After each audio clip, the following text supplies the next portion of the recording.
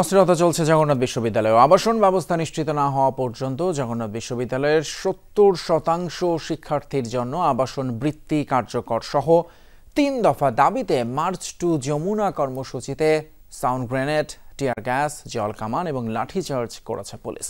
প্রাথমিকভাবে ছত্রভঙ্গ হয়ে গেলেও পরে কাকরাইল মসজিদের সামনে অবস্থান নেয় শিক্ষার্থীরা। হামলায় জড়িতদের সাজা না হলে দিয়েছে টানা কর্মসূচির ঘোষণা।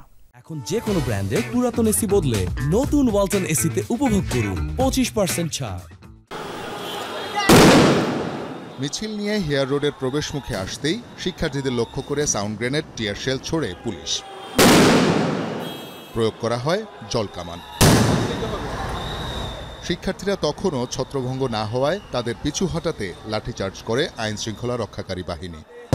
এতে আহত হয় বেশ কজন। আমাদের হাতে কিছু ছিল, ইট ছিল না, তারপরও আমাদের বন্ধের উপর টিয়ার মারা হয়েছে। ভাই ভিতরে মানুষ অবস্থা নিছে, দেওয়ালের উপর ইট মারছে। আমাদের শান্তিপূর্ণ আন্দোলনকে তারা অন্যদিকে মত দেওয়ার জন্য এই হামলা করে।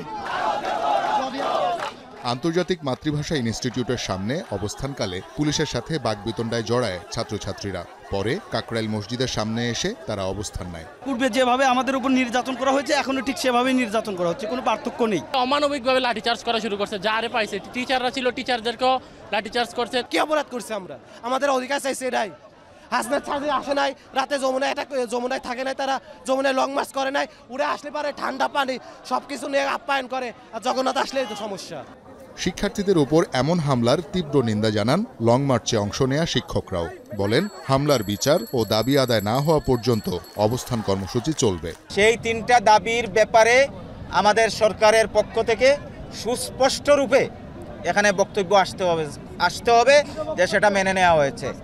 এইটা পেলেই আমরা এই স্থান ত্যাগ করবো, অন্যথায় আমরা এখান থেকে সাধারণত ব্যারিকেড থাকলে ব্যারিকেড ভাঙতে ধস্ত হয়।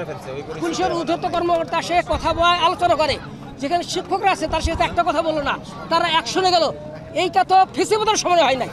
হঠাৎ মুষলধারে বৃষ্টি নামলেও সড়কে অবস্থান কর্মসূচি চালিয়ে যায় শিক্ষার্থীরা। এক পর্যায়ে ভিসিও যোগ দেন শিক্ষার্থীদের সাথে। এর আগে 3 দফা দাবি নিয়ে জগন্নাথ বিশ্ববিদ্যালয় ক্যাম্পাস থেকে যমুনার উদ্দেশ্যে লং মার্চ শুরু করে শিক্ষার্থীরা। পথে পুলিশের বেশ কয়েকটি ব্যারিকেড ভাঙে তারা। শওকত মঞ্জুর শান্ত, যমুনা নিউজ, ঢাকা।